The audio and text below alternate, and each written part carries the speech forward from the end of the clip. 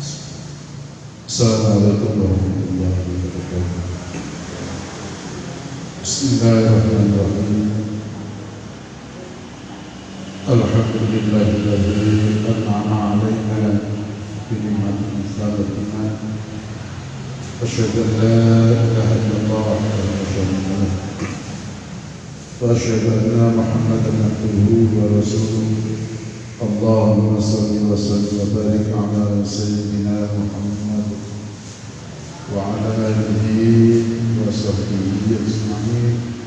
Rabbi shrah li sadri wa yassir li amri wahlul 'uqdatam min lisani yafqahu qawli. Rabbi zidni ilman nafi'an. Al-Fatihah.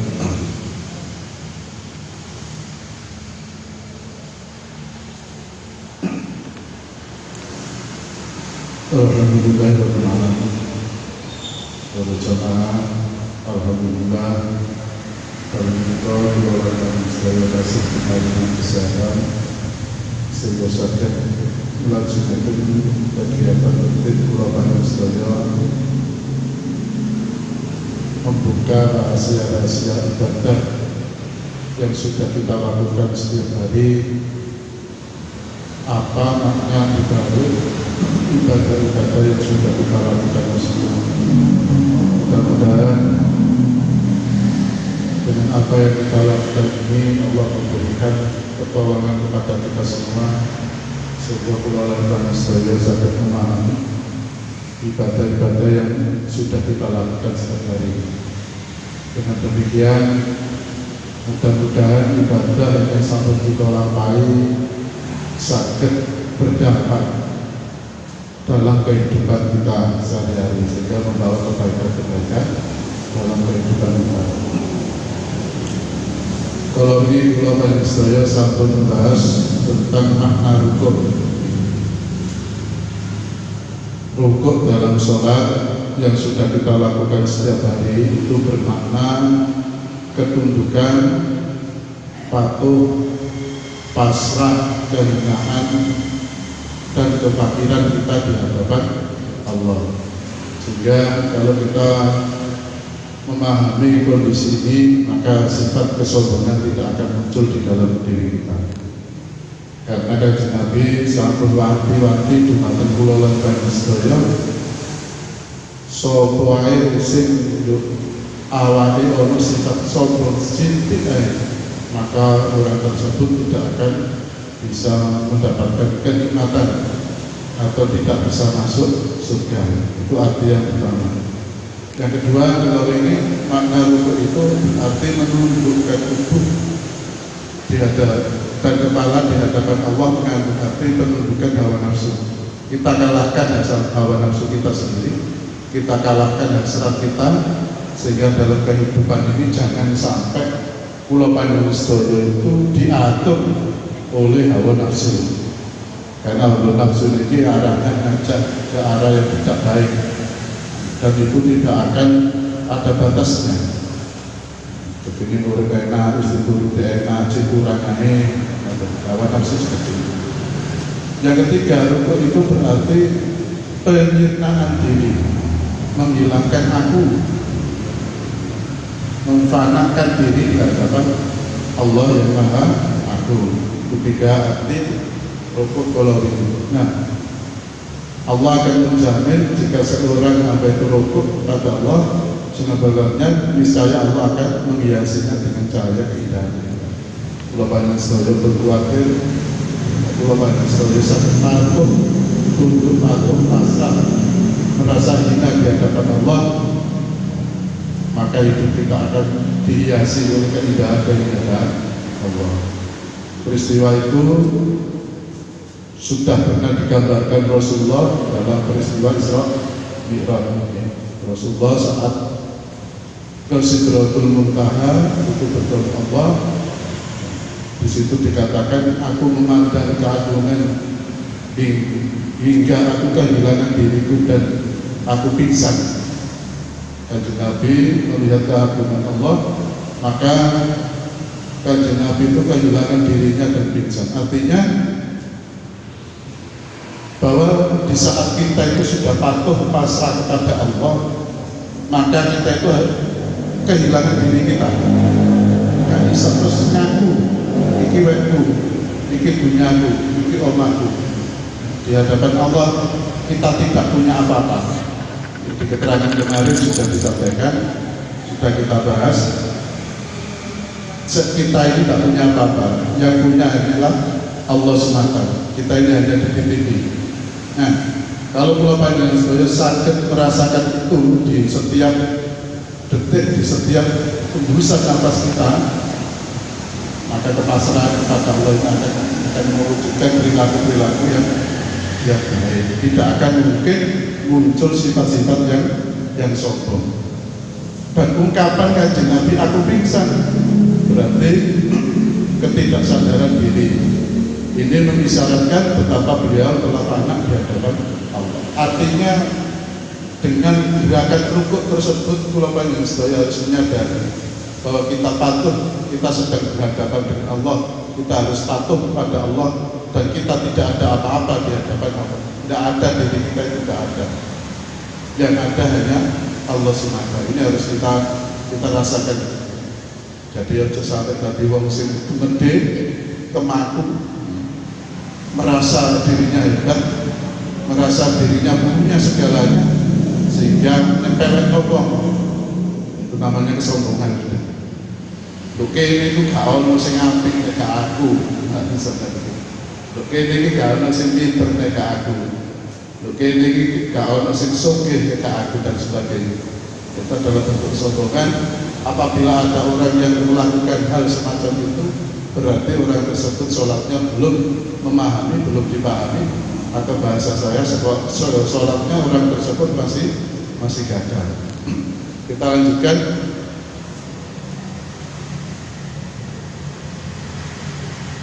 Rukuknya Rasulullah dalam peristiwa Mi'raj bukan semata-mata untuk di hadapan keagungan Allah, melainkan beliau juga telah meluruhkan, menghilangkan akunya, menghilangkan egonya, dan memfanakkan dirinya di hadapan Allah. Maka ini Nabi kan mengatur itu mendawuh Mi'rajnya wong Islam itu adalah saat dia sholat. Pulau Panjang Sedoyo harus bisa menghadap Allah di saat kita itu sholat. Mi'rajnya wong Islam itu adalah kala dia sholat. Nah, artinya di saat kita sholat itu kita harus merasa berhadapan dengan Allah, kita bertemu dengan Allah. Nah, nanti di luar sholat kita pun harus begitu. Dalam kehidupan kita sehari-hari kita harus merasa kita ini selalu berhadapan dengan Allah. Maka kalau sudah seperti itu, di dalam gerakan sholat rukuk, ada rukuk, kita harus patuh pada Allah. Maka Pulau Panjang Sedoyo ojo sampai ngandalno akune, ojo sampai ngaku, ojo sampai daku, ojo sampai daku, karena kita tidak punya apa-apa. Kita di hadapan Allah tidak ada apa-apa, tidak ada, bahwa diri kita sendiri pun tidak ada, kita tidak punya. Kalau ingin sama kita bahas, sampai nyawa kita pun kita tidak punya kuasa. Badan kita apalagi sudah ada. Itu harus kita sadari. Kalau seperti itu kita sadari, maka Pulau Panjang Sedoyo tidak akan muncul rasa sombong. Maka orang itu akan memunculkan sifat tawaduk, ketemu sombong aja, tidak ada rasa sombong, merasa dirinya itu kecil, yang besar hanya Allah semata. Walaupun dia orang yang pinter, tetapi kalau rukuknya diresapi betul, maka dia tidak merasa pinter atau merasa pinter sendiri, yang lain bodoh, tidak akan merasa seperti itu. Karena dia ingat bahwa di hadapannya ada Allah yang maha ilmu. Pulau Panjang Sedoyo ini nopo kecipratan komprine ilmu Gusti Allah. Orang kalau sudah merasa seperti ini tidak akan sombong dengan ilmunya. Orang yang sudah bisa rukuk dan memahami rukuknya dengan baik tidak akan menyombongkan kekayaannya walaupun dia orang kaya. Biasanya wong sugih nek delok gak duwe lah nyepelek banget. Berarti wong sing koyo ngono iku gak memahami gerakan rukuk yang dilakukan pada waktu dia sholat. Jadi sholatnya dulu anggur sembahyang tapi tidak memahami bahwa kita selalu dipantau, selalu dilihat oleh Allah, atau kita itu selalu bersama Allah, atau Allah selalu bersama kita. Allah akan selalu bersama kita. Kalau kita merasa seperti itu, kita tidak akan sombong. Walaupun kita kaya, kita tidak merasa itu milik kita, tetapi itu milik Allah yang dititipkan pada kita. Nah, seperti itu. Jadi egonya tidak ada, akunya tidak ada. Kalau orang sudah akunya tidak ada, tidak akan sombong. Fana diri kita itu hilang, tidak ada. Yang ada hanya Allah. Uang ini titipan Gusti Allah. Nah, seperti itulah, rasa seperti itulah yang harus kita bangun dengan pembelajaran gerakan rukuk yang ada di dalam salat. Rukuk yang melambangkan ketundukan dan kepatuhan kepada aturan-aturan Allah. Kalau panjenengan sedaya sudah bisa memahami makna rukuk, maka orang-orang yang sudah bisa memahami makna rukuk akan selalu tunduk dan patuh pada aturan-aturan Gusti Allah. Diperintah ini dilakoni, diperintah ngono dilakoni, dilarang ini dilakoni, dijauhi. Nah, seperti itu. Jadi orang rukuk karena kita sudah melakukan berarti kita mengakui keagungan Allah, kita mengakui kekuasaan Allah, kita tidak ada apa-apanya, kita patuh usaha dari Allah, maka perintah-perintah, aturan-aturan yang diperintahkan oleh Allah kepada kita laksanakan. Itulah yang disebut nanti di dalam ayatnya, inna sholata tanha anil fahsya wal munkar. Orang yang merasa tunduk patuh kepada Allah, merasa selalu bisa melihat Allah, merasa selalu atau merasa selalu diperhatikan Allah, dia tidak akan melakukan perbuatan fahsya. Perbuatan fahsya itu perbuatan sing karuan, melanggar hukum, melanggar aturan, sebagainya seperti itu. Nah, rukuk yang melambangkan ketundukan dan kepatuhan kepada aturan Allah adalah permulaan jalan rukani yang ditempuh seseorang menuju Tuhan. Kalau kita sudah bisa merasakan itu di dalam kehidupan kita sehari-hari, kita selalu patuh pada aturan Allah, kita tidak ada apa-apanya di hadapan Allah dalam kehidupan sehari-hari selama 24 jam itu, kula panjenengan sedaya selalu eling bahwa Allah memperhatikan kita dalam waktu yang apapun, walaupun tidak ada orang, tapi kita selalu ingat bahwa Allah itu memperhatikan kita. Maka ini merupakan awal jalan kami kita untuk bertemu dengan Allah. Nah, jadi kita bersihkan dulu diri kita, kita ingat bahwa Allah selalu memperhatikan kita. Itu nanti akan menjadi awal perjalanan kita, perjalanan kami kita untuk bisa ketemu dengan Allah. Kalau kali ini ketemu dengan Allah itu tidak boleh dimaknai ketemu secara fisik, tidak bisa. Jangan sampai nanti salah paham ketemu Gusti Allah itu secara fisik. Ini sudah dibuktikan kemarin, sudah saya sampaikan. Nabi Isa, Nabi kepingin ketemu kali Gusti Allah supaya yakin, maka Allah memerintahkan Musa, kalau kepingin aku nang gunung Turisna, gunung kono noleo nang bukit itu. Nek kon noleh nang bukit itu Cipancet kono, berarti kan bisa delok aku, itu kata Allah. Maka Nabi Musa melakukan itu. Setelah noleh itu dread ambiar, Nabi Musa semaput. Nah, itu secara fisik energi kita nggak mampu untuk melihat Allah. Nabi Musa itu belum sampai melihat Allah, tapi masih sinar yang datang. Jadi kalau Allah ngomong ketemu Gusti Allah secara fisik, salah, nggak mungkin bisa. Artinya ketemu Allah ini adalah kita itu bisa merasakan hadirnya Allah di dalam kehidupan kita sehari-hari. Itulah tujuan sholat. Di antara tujuan sholat itu kita merasakan Allah itu selalu hadir dalam kehidupan kita. Allah selalu memperhatikan kita. Nah, rukuk yang melambangkan ketundukan kepatuhan itu akan seperti itu. Nah, kalau kita sudah bisa merasakan hadirnya Allah di dalam kehidupan kita, atau paling tidak kula panjenengan sedaya merasa Allah itu selalu memperhatikan kita dalam semua gerak-gerik kita, nah, itu dikatakan sebagai permulaan jalan rohani kita untuk bertemu Allah. Di situ nanti kula panjenengan, karena kita merasa selalu bersama Allah, maka kita akan berkomunikasi terus, omong-omongan terus kali Gusti Allah.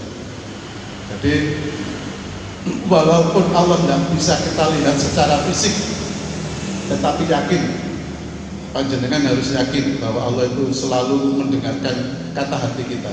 Jangan sampai jangankan dengan lisan, hati saja, dengan hati saja Allah akan mendengar apa kata hati kita, walaupun itu belum tersampaikan secara lisan. Jadi panjenengan kalau komunikasi dengan Allah tidak harus terucap, ya, panjenengan batin, wiridnya dengan batin, ngomongin dengan batin, di batin mawon Gusti Allah ya sempat seperti itu. Jadi kita berkeluh kesah, kita curhat dengan Allah, kehidupan kita seperti ini dan sebagainya, ya, itu kita sampaikan kepada Allah.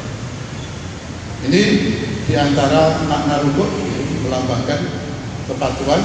Kalau pulau panjang saya sakit merasakan itu, ini merupakan awal kita nanti akan berkomunikasi dengan Allah.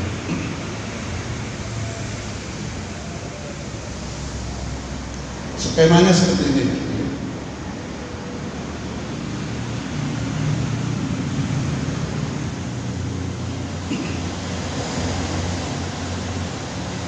Kalau pulau panjang sedaya sudah paham tentang makna rukuk, maka kita harus mempraktekkan dalam kehidupan kita sehari-hari. Rukuk katakan sebagai tunduk dan patuh pada Allah, pasrah nang Gusti Allah. Pulau panjang sedaya nek wis tunduk patuh karo Gusti Allah, maka langkah selanjutnya pulau panjang sedaya harus mematuhi segala perintah dan larangan Allah. Ono uang, gak ono uang. Karena kita sudah merasakan Allah selalu hadir, maka perintah yang disampaikan Allah kepada kita akan kita laksanakan semampu kita. Larangan-larangan yang sudah disampaikan Allah kepada kita lakukan sesuai kondisi kita. Ini harus kita pahami. Jadi kalau panjenengan sudah tunduk patuh pada Allah, maka seluruh perintah-perintah Allah itu harus kita laksanakan semampu kita. Jadi ibadah kalau maksa-maksa, betul aja maksa-maksa. Semampu kita. Kanjeng Nabi dawuh ngoten, ibadah iki sak mampu iki. Terus ngoyo-ngoyo, kabeh kasih nanti, waca kabeh, jangan seperti itu. Gak kabeh wong punya kapasitas seperti itu, ya. Ya sama dia mawon. Yang terpenting targetnya kita selalu ingat pada Allah. Kegiatan kabeh diwaca tambah wong pegel. Jangan, gak usah ngoyo-ngoyo, sak kuwate, nggih.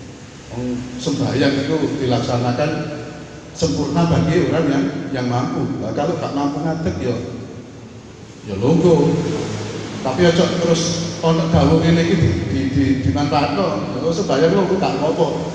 Iku bagi wong sing gak mampu ngadeg nggih. Lalu saya sampai sehat-sehat lapo longgo. Sembahyang longgo tapi melakukan yang diti kuat. Kecuali kalau orang-orang itu memang sakit. Aku nek ngadeg suwe gak kuat. Apa kok nek wayahe sujud sikilku itu digawe sujud gak iso. Maka ibu tambahan. Maka karena kondisi seperti itu mungkin itu dibolehkan kita sholat sambil duduk. Terus digawe pasal. Loh kan kok sembahyang kabeh longgo. Ya gak apa-apa sembahyang itu gak apa-apa. Tetapi lek sehat ya ojo nglakoni niku, jangan ambil tindakan yang untuk orang yang khusus itu, jangan. sampeyan saged mlaku-mlaku lho sembayang nggih ngadeg.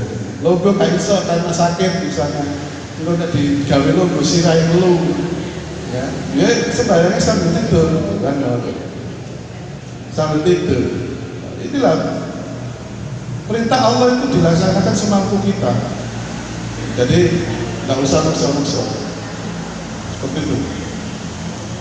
Tetapi jangan digawe sesuatu yang gampang aja terus digampang namanya itu loh.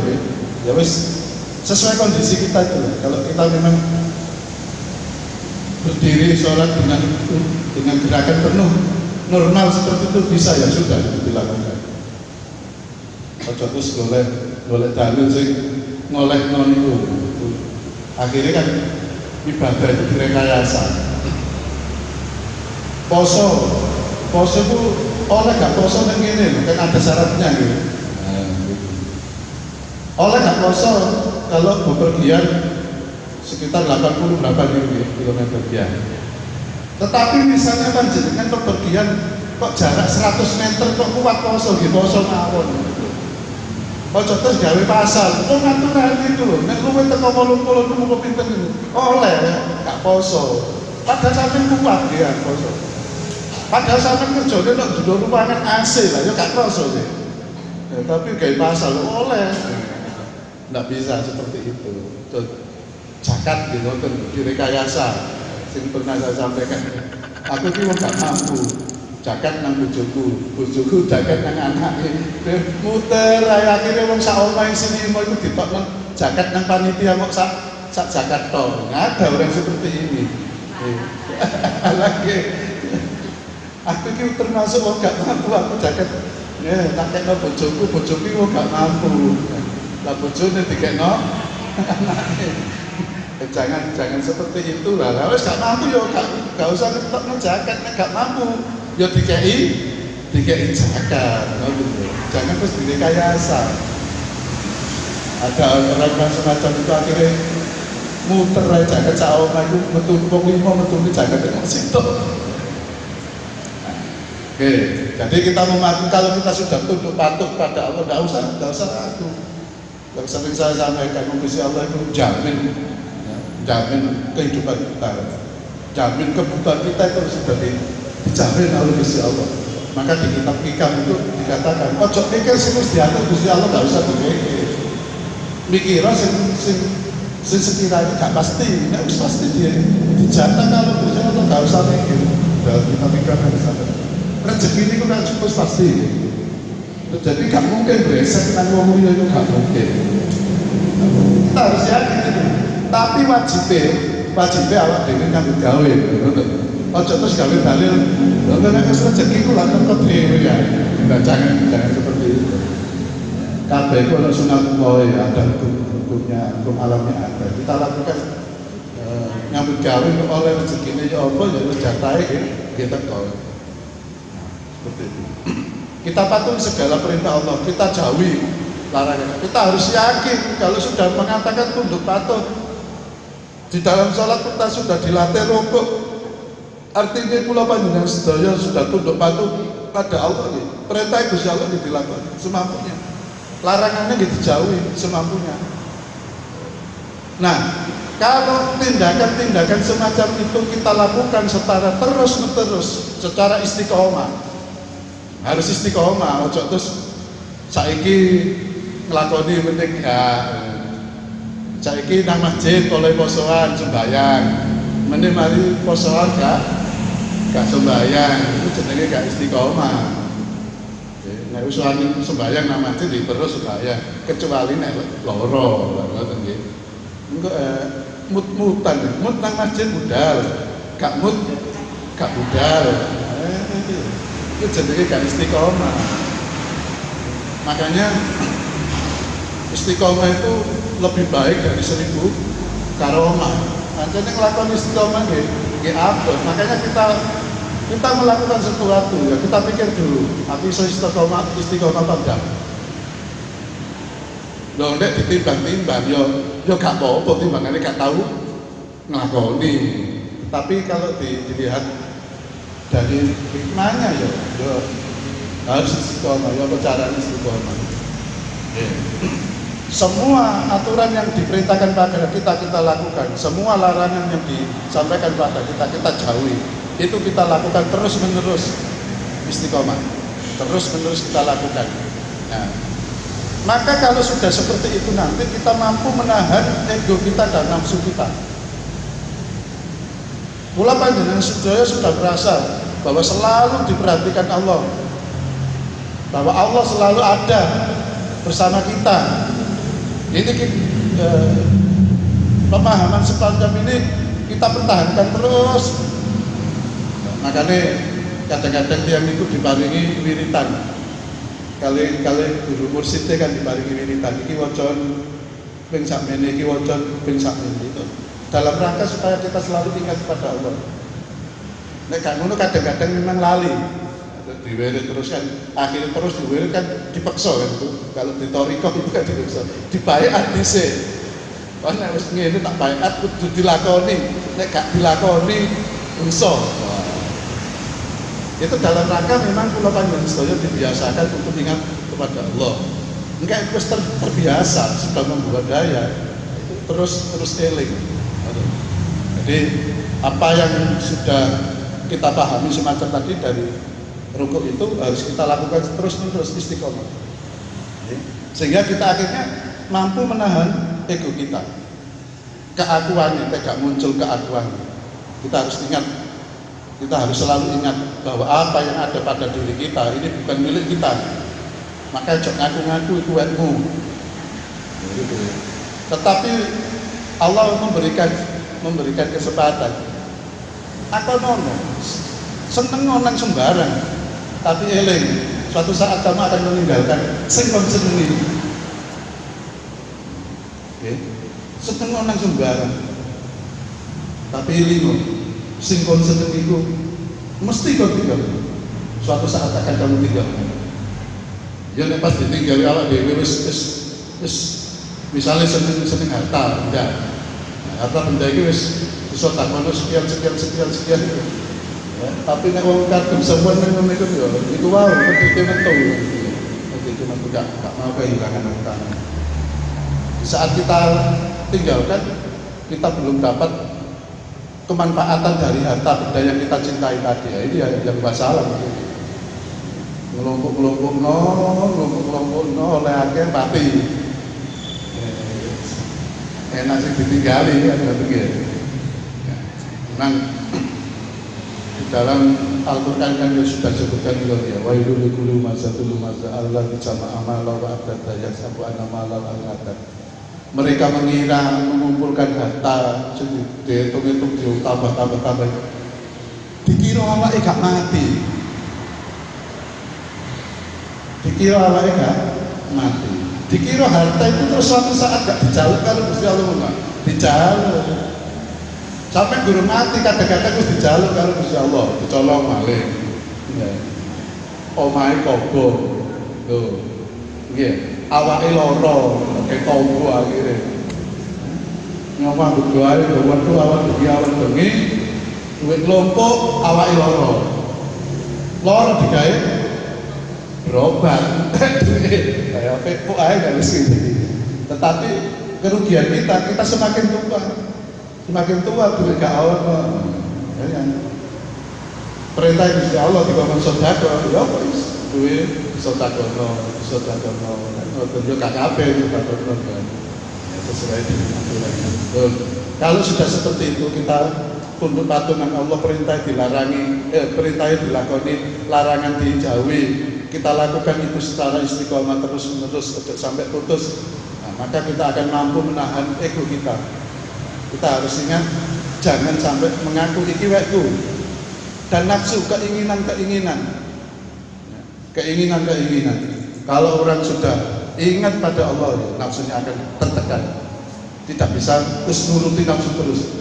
Mangan jari enak. Oh, ono rawon enak.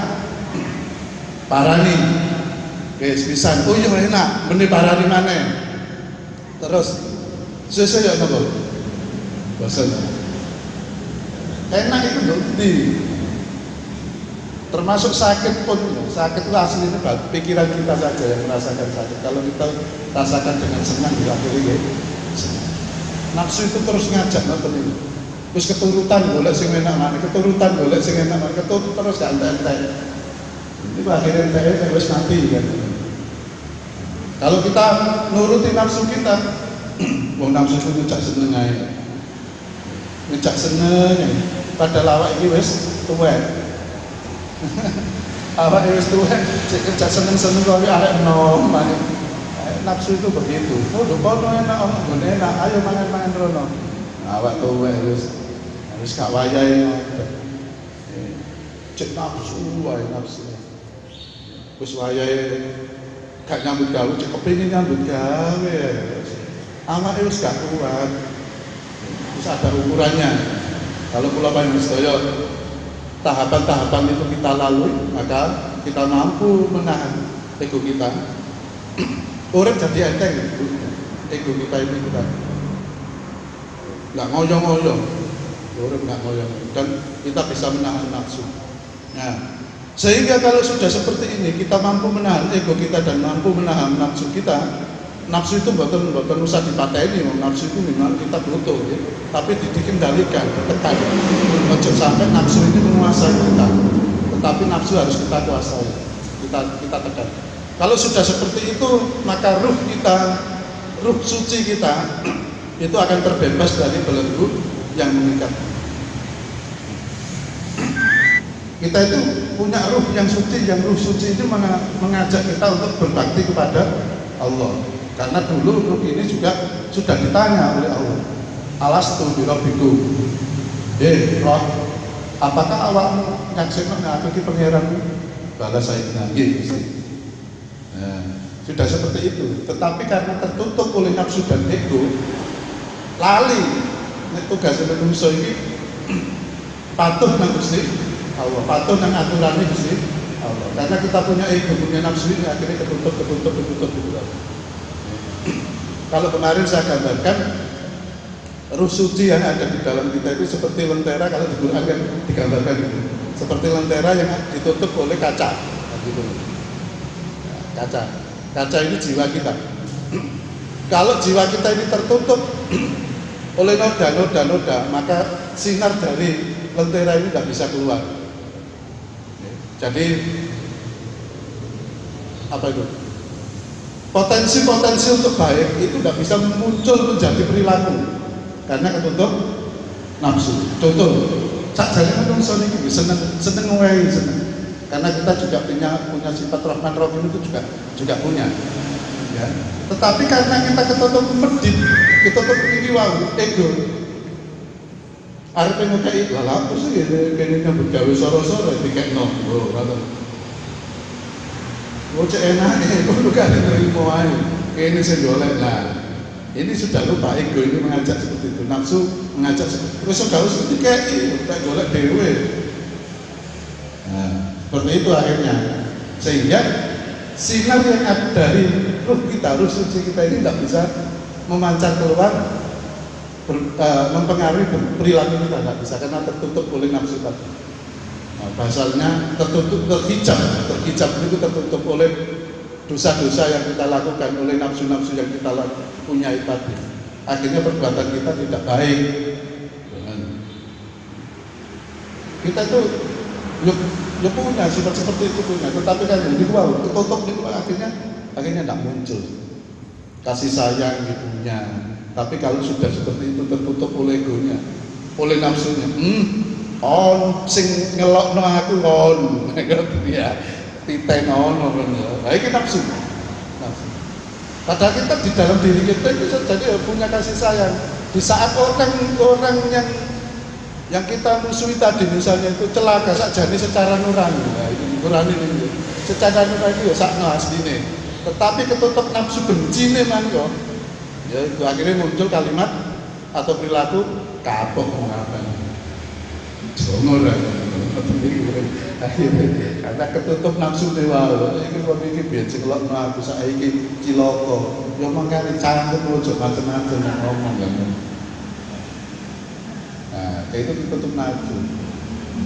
Nah, kalau kita bisa tahapan-tahapan ini bisa kita lakukan dengan baik, maka ruh suci kita akan terbebas dari belenggu-belenggu tadi, ikatan-ikatan tadi. Ya, kalau sudah seperti itu berarti kan itu gambaran ini. Kaca ini wow bersih. Maka sinar dari lentera, dari lampu yang di dalam kaca ini akan memancar keluar ini nanti mempengaruhi perilaku kita. Ruh menjadi tuan, Rob bahasanya, atau raja atau malik di kerajaan hati. Maka ruh ini tadilah yang akan membimbing kita untuk berperilaku yang baik, karena ego kita, nafsu kita sudah terkalahkan, sudah kita tekan. Jangan sampai ego nafsu ini menjadi pemimpin dalam kehidupan kita, jangan sampai. Tetapi yang harus menjadi pemimpin ruh suci kita ini. Ya. Jadi bahasa gambaran di Al-Quran kalau wow, jiwa kita ini jangan sampai tertutup noda, ojo sampai reget, maka diberseni. Maka Kanjeng Nabi nanti dawuh, ibaratnya wong Islam sembahyang, ibaratnya itu kaya wong duwe omah, nduk ngarepe ana kolam, wong itu adus dina ping 5. Kira-kira itu apa? Ini nonton artis ini. Jadi sholat ini juga intinya nanti juga akan menghapus kita dosa-dosa kita tadi. Nah, dawuh para kiai kan wudu itu iso ngilangno dosa-dosa cilik kan. Makanya wudu sampai tetes air yang terakhir nek iso aja diusapi. Nek gak diusapi yo rumpuhe teles. Itu apa namanya, jatuhnya dosa-dosa kecil itu gambarannya para kiai. Artinya kalau kita bisa membersihkan diri kita, dosa-dosa kita hilang, diampuni oleh Allah.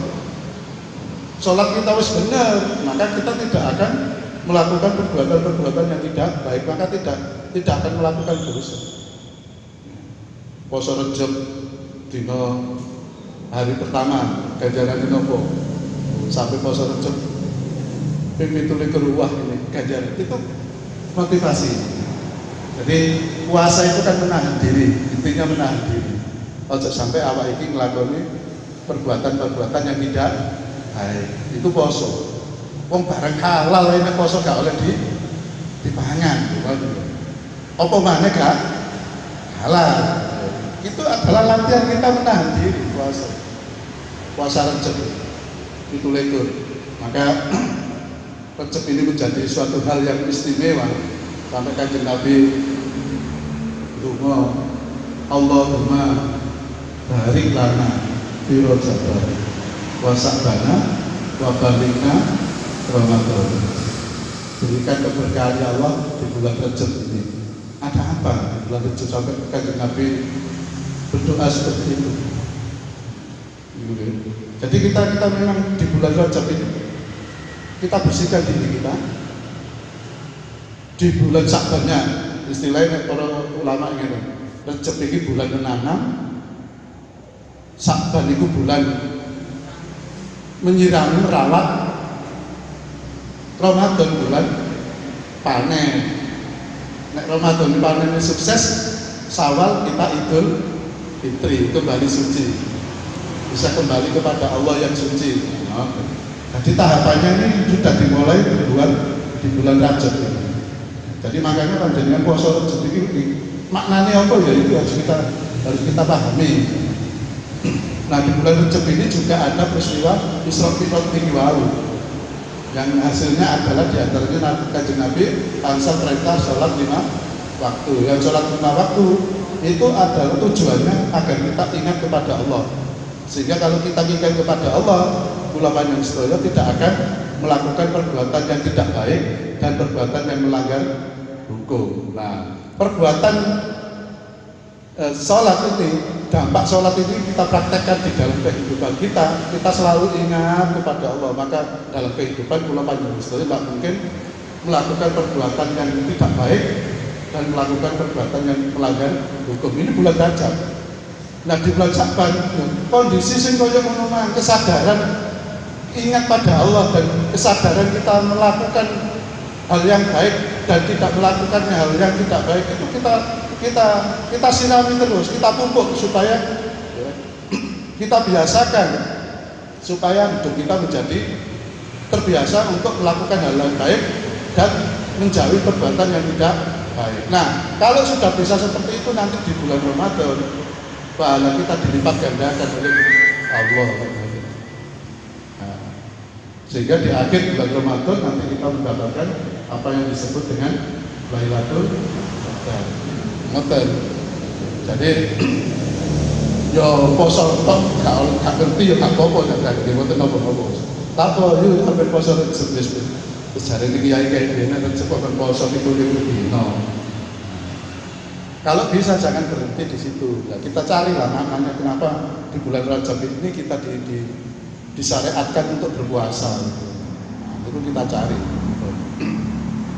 Nah, kalau kelapanya sebenarnya sudah bisa seperti tahapan-tahapan ini, maka ruh kita menjadi tuan. Kita dibimbing terus oleh ruh suci kita, maka perilaku kita menjadi baik. Ruh kita menjadi penguasa di dalam diri kita.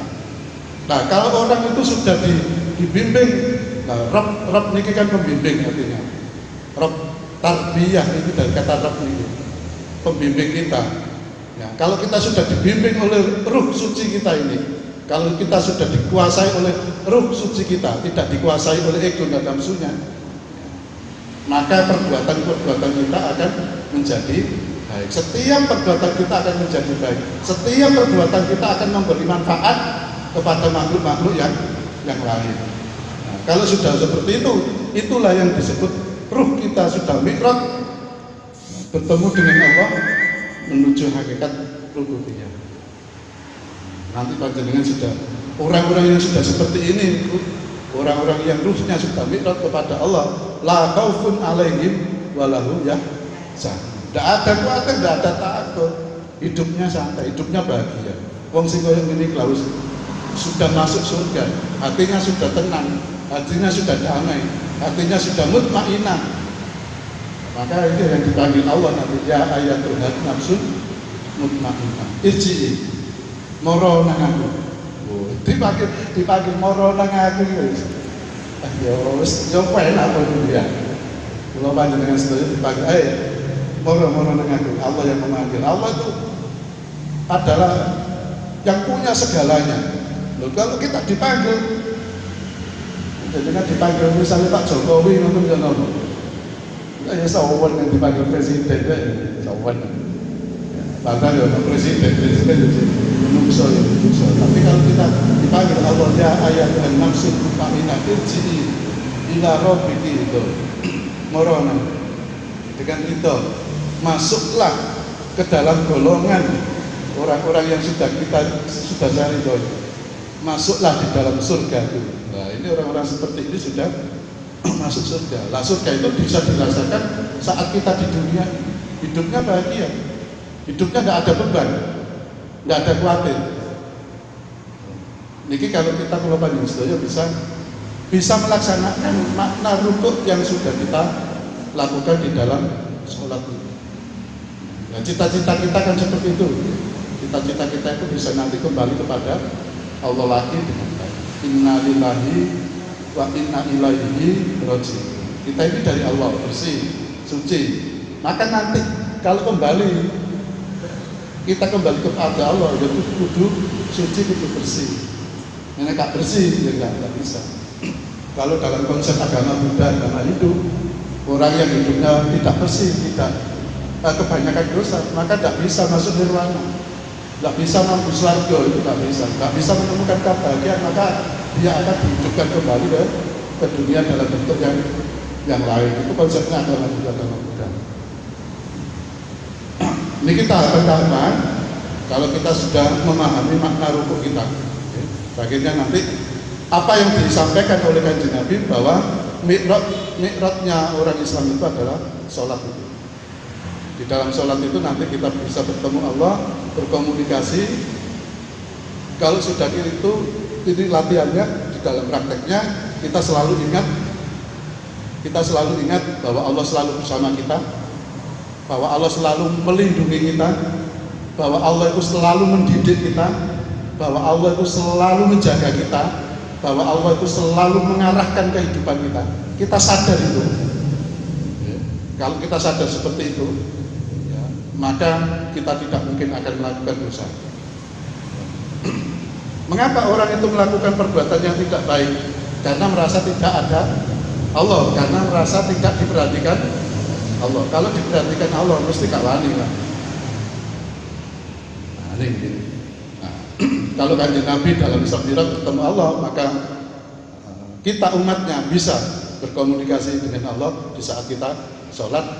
Maka sholat itu tidak hanya 5 waktu, tetapi sholat itu 24 jam kita terus melaksanakan sholat yang disebut dengan sholat daimun, sholat terus menerus.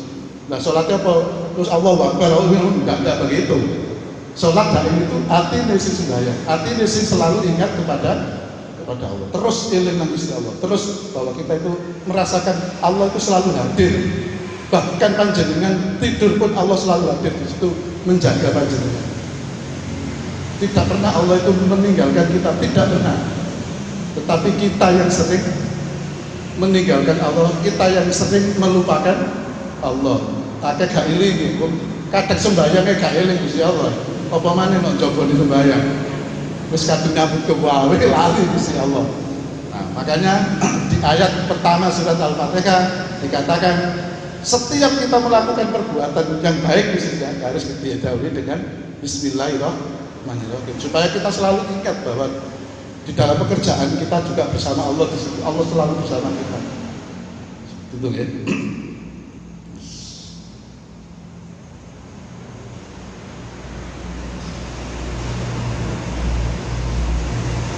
Puncak makna rukuk adalah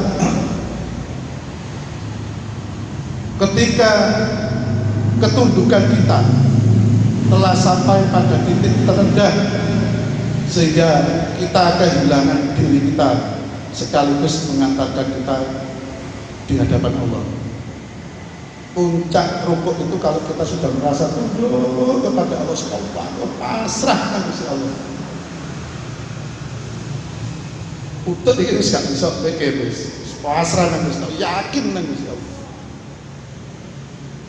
Nah, kadang-kadang nafsu kita mengajak enggak seperti itu. Misalnya sedekah nggih.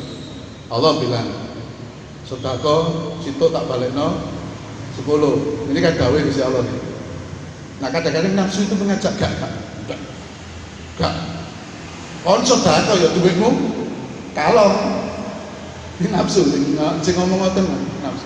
Kon sedekah, duitmu kalau man duitmu itu 1.000, iki kon sedekah 50 berarti kalau 50. Dari 50.000. Nanti balik, enggak lah, kan ono nek balik gak balik. Iki omongane nafsu. Maka ini gak usah. Duit daman-daman kok 1.000 kon sedekah. Sedekah 500 rupiah ya, Kak Bobo. Enggak lek duit gede kan. 500. Nah, puncak rukuk itu, puncak makna rukuk ketika kita sudah mampu melakukan ketundukan kepada Allah, pasrah total nang Gusti Allah. Wis kabeh mikir sing macam-macam. Yang dihadapi hanya yakin penuh dengan Allah. Yakin dengan janjinya Allah. Mbah dibalekno gak dibalekno urusane Gusti Allah. Sing penting aku yakin dikongkon Gusti Allah, diperintah Allah untuk sedekah misalnya ngoten nggih. Kadang-kadang itu sing duwe wong tuwa. Kula panjenengan diperintah Gusti Allah ngapiki wong tuwa. Panjenengan harus yakin. Wis gak di wong tuwa kabeh niki. Oh kari badane. Oh gunanya biasa itu. Lali aku. Kita itu diperintah berbuat baik pada orang tua. Wong tua wis gak nyambut gawe kan ngoten nggih. Wong jenenge wong tua. Sopo sing nanggung kehidupane? Ya anake. Tetapi kita dikalahkan oleh nafsu kita. Gak eling belas sampai wong tua, gak eling belas. Gak eling nek wong tua iku gak nyambut gawe, berarti gak duit. Iya nek koyo Bu Siti ngeten, duwe pensiunan. Lah nek biyen itu duduk pegawai negeri. Terus gak nyambut gawe. Aset-aset terus dikuasai anake. Terus wong tua oleh duit teko ndi? Anaknya terus gak eling nang wong tua. Ada ya rasa seperti ini kayak wong tua abot iku ya kadang-kadang. Ana wong tua loro misalnya. Sapa sing wani nanggung? Dari 5 dulur, duwe dulur 5. Coba sing wani nanggung. Guru mesti sing sugih gelem nanggung, guru mesti. Oleh karena dia tidak yakin. Salatnya rukuke gak paham. Gak yakin karo Gusti Allah. Bahwa kita diperintahkan berbuat baik pada orang tua. Ganjarannya pinter nggak berbuat baik pada orang tua? 100 kali lipat. Nek biasa niku 10. Nek karo wong tua 100 kali lipat. Niki terus iki ya sinten? Ojo satu sing biasa ten bali desa niku. Ya sugeng. Yakin no. Nek kono apik nang wong tuamu dibalik 100 kali lipat. Nek nang gurune pinten? 700. Akeh gurune. Iki gurune sing pinten noe. Lho kadang-kadang ngeten iki murid-murid. Makane kula kali Bu Siti nggih mboten wani. Masih sak niki kula sing tengah arep niki guru kula. Mboten wani kula kali Bu Siti. Walaupun berapa tahun Bu Siti mengajar kula saat itu. Kelas kawan Bu Siti. Terus Bu Siti pengangkatan gimana? Ya tetap ini guru saya tidak akan berani cari nabi guru saya. Wong tua loro sapa sing wani nanggung? Pelean anake. Kadang-kadang wong tua gak loro wis tuwek, gak sing rambut ditekek kono anake gak wani karo bojone. Akhirnya dipindah nang dulur situkne. Aku yo repot ngene-ngene bojoku gak omah nyambut gawe, aku yo nyambut gawe terus ibu karo sapa nek ndok omah. Diborono waduh, wis ngene rapat wong 5 iki rapat. Wis ibu iki arep dadi panti asuhan. Boleh ta anak koyo ngene iki. Ya Allah. Nggih. Mereka tidak yakin bahwa kita berbakti pada orang itu, waduh, hebat. Urip tuh nggak akan sengsara. Tapi yo padot Bu. Rambut wong tuwa iki kancene. Padot wong tuwa iki tambah tua tambah tambah ngewel. Salah. Ganjarane akeh, tapi yo nang nerakane yo akeh. Nek wong Jawa kan ngarani ide anggung ada ambuk wani. Wong tuwa digawe anake sing matur. Tapi sing ndok omah bendina ngekeki gak karo ketok. Niku godaan kita. Ego kita ditantang. Gak diakoni kono bapakmu kon ngekeki. Egone. Kalau ego kita ini nanti muncul, wis kata kaya. Oh dikek bendina wis dianu tak kek sak wulan tak kek ngene jare tau tak kek wis gak kek-kekan bapak itu buatene ego kita muncul lagi. Nah kalau sudah seperti itu gagal lagi kita. Ya sudah lah, orang tua memang gak wani wong tua iki lho ngoten iki. Muga-muga kula panjenengan sedaya mboten wonten lagi. Tapi ya sapa kok jenenge wong tua gak kita sudah out. Ya maka sing nom-nom iki sing harusnya nyadari. Saya kalau mengatakan ke Bu Nayu itu, rambutan wong tua, gak mungkin melarat kan, gak mungkin melarat. Terus gak usah mikir dulu, gak mungkin melarat, rambut wong tua gak mungkin melarat. Oh, Gusti Allah pun dah ngoten. Nah, kalau kita sudah yakin seperti itu, kita patuh nang Gusti Allah gak mungkin rujuk, gak mungkin. Sapa wong gaya apik tak bales apik. La in syakartum la azidannakum. Lho ngoten niku lho. Wong apa sih gelem syukur nikmatku digawe apik, tak kei nikmat ngene kok digawe apik tak tambahi. Asli niki pun la in syakartum azim. Tapi sapa wong iki kok gak nyukuri nikmat sing tak kei, gak nikmat sing tak kei gak digawe sesuai karepku kata Allah. Pak adab kan. Orang kroso urip gak bahagia, urip gak bahagia. Oke. Kita harus yakin ini. Ayo sama tangan sing duwe wong tuwa ya itu kira sih gak usah sambat wis. Bapak dulu sampai ngene wis gak urus, sing penting aku ngerawat wong tuwa. Nikmat yang kita punya. Ya, paling tidak kan kita berpikirnya begini. Aku iso koyo ngene iki sing ngabekno sapa? Gak wong tuwa. Saya pernah menangani kasus ngene iki. Oh, benci karo bapakne. Oh, benci wis gak oleh bapakne mulai nang omahe iku gak oleh. Mulang yang tenang. Non sewu Mas, sampai dadi koyo ngene iki sapa sing biayai biyen? Bapak sampean kan? Kok bapak sampean salah titik saiki sampean gak ngakoni. Berapa tahun sampean dirambut bapak sampean?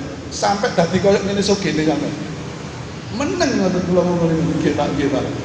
Lah nggih, jenenge wong tuwa nggih nate salah. Terus aja terus benci sak koyo ngono terus.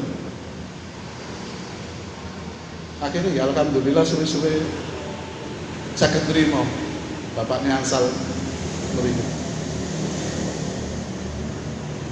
Kecuali nek wong tuane gak tau ngramut ya. Anake lahir tinggal minggat ngoten yo kecuali ngoten, tapi jenenge wong tua tetep dihormati kan. Gak tau ngramut lah, kok nek ngramut anake dadi wong apil dibiayai wong tuane iki bapakne niku wae. Lah kok bapakne salah titik kae. Diundang itu gak oleh-oleh nang orang. Sakno nggih. Niku nggih. Jadi puncak makna rukuk adalah ketika kita tunduk patuh wis tunduk nang Gusti Allah, patuh nang Gusti Allah, pol-polan wis. Sehingga kita kehilangan diri kita. Ego ini tidak ada sudah. Iki perintah Gusti Allah tak lakoni pun sak mampuku, sak kuatku. Ya, ada ego kita tidak ada. Maka hal seperti itu dikatakan di sini akan mengantarkan kita ke haribaan Allah. Kita akan bertemu dengan Allah dalam kehidupan kita. Swarga itu gak terus drop gak akhirat tak sak niki nggih saged. Kalau kita sudah bisa melakukan perintah Allah dengan baik, kita merasakan kehadiran Allah, hidup kita akan bahagia. Ketika seorang hamba telah sepenuhnya tunduk kepada Tuhannya, ketika ia sirna dalam ketundukan itu, pada saat yang sama ia mencapai rububiyah. Iki yang dikatakan oleh Syekh ini jenengan dengan wihdatul wujud, manunggaling kawula Gusti. Kita sudah menyatu dengan Allah karena diri kita tidak ada, yang ada hanya Allah. Kita patuh penuh, patuh total ke Gusti Allah tanpa berpikir juga. Kita yakin bahwa Gusti Allah tidak akan mencelakakan kita. Allah sangat sayang kepada kita. Saya yakin Allah sangat sayang kepada saya. Saya yakin bahwa Allah tidak akan mencelakakan saya. Maka kita akan bersatu. Orang-orang yang sudah seperti ini nanti dikatakan kakinya itu adalah kakinya Allah, tangannya adalah tangannya Allah. Apa yang diucapkan ini adalah ucapan Allah. Orang yang sudah sifat seperti ini sebagai disebut waliullah. Bolone Gusti Allah. Nah, apakah kita bisa Pak mencapai tahap tingkatan sebagai waliullah? Bisa. Bisa. Nah, tahapan ini kau mau. Wali itu tidak harus wong sing serbana, wong jubahan, jagot itu tidak harus begitu. Wali kadang-kadang ya wis pakaian biasa. Kak ketok nih wali. Malah wali ini nek diketahui orang lain kalau dia itu wali, ya doanya kepingin mati saja. Nanti kalau cerita ini, Yai Hamid menyampaikan, wong nduk pasar itu loh, itu wali itu. Padahal orang itu pengemis di pasar itu, mengemis di pasar. Dan jenengan kan sudah paham ya, pengemis zaman biyen bukan pengemis sekarang gitu. Dan pengemis sekarang itu profesi ya, pekerjaan. Zaman biyen pengemis ya saja nih gak duwe, labine wis ngono iku. Yang Hamid mengatakan pada tamunya, iku sing nduk pasar daerahmu wali temono njaluk donga. Diparani kali yang niku wae sampean terus sinten. Yang Hamid, Mbah Hamid yang matur ngoten. Ya Allah, matikanlah saya, mati dia. Mau jenenge wali kan donga kan ya. Mustajab. Mboten Bu, diketahui orang. Tapi saiki gaya-gaya. Ketika aku nih kiai nggak serba, nanti dulu gaya serba, gaya juga. Ketika aku nih kiai, orang wali itu enggak. Itu nyambut gawe biasa seperti orang-orang biasa. Tetapi tingkat patuhnya kepada Allah, tingkat kepasrahannya kepada Allah sudah. Kalau dibuat 100% orang seperti itu.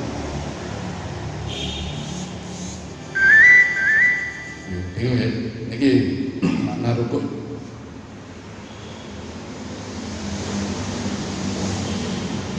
Ruhani sang hamba telah tenggelam dalam kebesaran Allah. Terus menyatu. Ruhaninya menyatu dengan Allah. Tidak secara fisik, jangan diartikan menyatu wujud atau manunggali kaulo Gusti itu secara fisik tidak. Tetap tidak bisa fisik juga tidak bisa. Tetapi pikiran kita, hati kita itu sudah 100% yakin nah Gusti Allah, tidak punya keraguan sama sekali kepada Allah. Apalagi menyalahkan Allah. Kalau kita kan sering menyalahkan Allah, itu sering kita. Dungo gak dituruti, pirang-pirang ulang gak dituruti kalau Gusti Allah, kadang-kadang Rasulullah nyalahkan Gusti Allah. Seperti itu. Tapi orang-orang yang sudah tingkatan seperti ini tidak ada. Dia selalu husnudon kepada Allah. Tidak pernah dia itu berprasangka buruk kepada Allah. Tidak. Suatu kejadian menurut manusia itu adalah ketidakadilan Tuhan.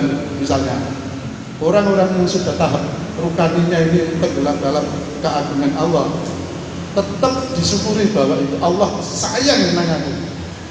Makanya ceritanya Nabi sing loro sampai anaknya, bojone, dan itu Nabi, ayo Nabi ayo, ini kok pasrahnya Nabi begitu besar, ditinggal bojone ya wes tuh tinggal.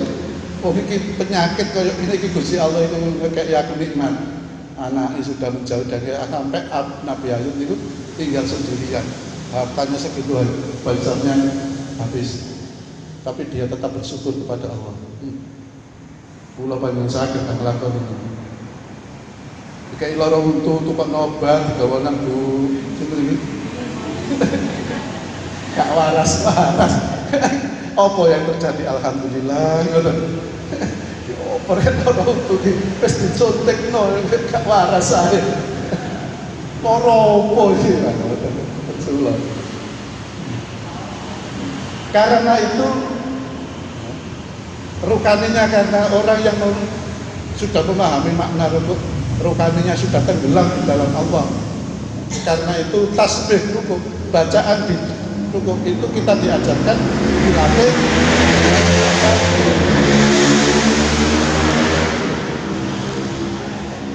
dengan membaca Subhana Rabbiyal Azim wa bihamdi. Maha suci Tuhanku yang maha agung. Allah itu maha suci, bersih, tidak ternoda. Tidak ada, terus Allah itu elek itu tidak ada. Tidak ada sifat-sifat yang jelek. Dan Allah itu maha besar, maha agung. Agung ini lebih dari besar. Nah, itu kita dilatih untuk selalu mengucap itu Subhana Rabbiyal Azim wa bihamdi, dan dia maha terpuji. Ini kan pengagungan ya, pengagungan yang timbul dari hati yang sudah pasrah. Panjenengan ini panjenengan hebat Pak, panjenengan mboten enten tiyang kaya panjenengan iki lho maneh apike mbok lho. Wong nek kon ngomong ngoten berarti wong iku mang tulus lho, ngomong niki tulus lho nggih. Mboten politis lho. Niki jage enten politis niki. Pilkades niki. Anggal 19 Juni ini. Tapi kalau orang itu memuji dengan tulus, ya Allah Pak, mboten enten tiyang ngomong sae kabeh jenengan tiyang Masya Allah loh maneh. Berarti orang itu memang betul-betul sampai orang itu berdoa seperti itu. Kula doaken Pak jenengan rezekine kathah. Nah, wis enak ditengahno wong gak melok donga wong sing donga. Ya. Subhana rabbiyal azim wa bihamdi. Lho niku lho. Harus kita resapi doa niki. Aja terus sembayang rokok coba petik gelane. Petik waca iki opo sih gak dipahami wacane. Lafal itu menegaskan kemahasucian Allah dan sekaligus menafikan itu menghilangkan segala sesuatu selain Dia dalam keagungan. Jadi aku mau kalimatnya di coro menungso pada menungso. Wah, buatan enten yang sae, buatan enten yang sae kecuali itu. Masya Allah aja dengan itu. Allah itu kita puji semacam itu. Subhana rabbiyal azim. Ya Allah, panjenengan masuk, panjenengan maha agung. Kulo niki mboten enten napa-napa niki. Kosong debu, debu jangan berarti kata-kata. Inilah makna yang dikandung dalam kegiatan gerakan rukuk kula panjenengan. Kita pahami kula panjenengan dilatih rukuk, dilatih patuh tunduk nang Gusti Allah, dilatih untuk selalu ingat bahwa Allah selalu bersama kita. Dan kita patuhi segala perintah-perintahnya dan kita jauhi segala larangan-larangannya. Monggo ini diresapi guna-guna ya, dan terus dipraktekkan dalam kehidupan sehari-hari sak kuwate kula panjenengan sedaya. Nek kula panjenengan sedaya langsung niru lakune para wali nggih. Mboten nutut sak saged-saged ya. Sampun niku ingkang kita bahas untuk malam ini. Untuk makna rukuk selesai, insya Allah pertemuan mendatang bulan Agustus akan kita bahas tentang makna gerakan iktidal. Sami Allahu liman. Moga kita akhiri pertemuan dari kita kalian wawasan suratul Fatihah. Mugi-mugi nopo yang kita bahas dari kita bulan Agustus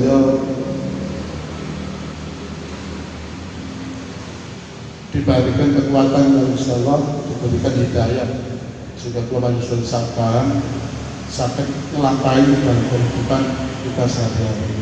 Al-Fatihah.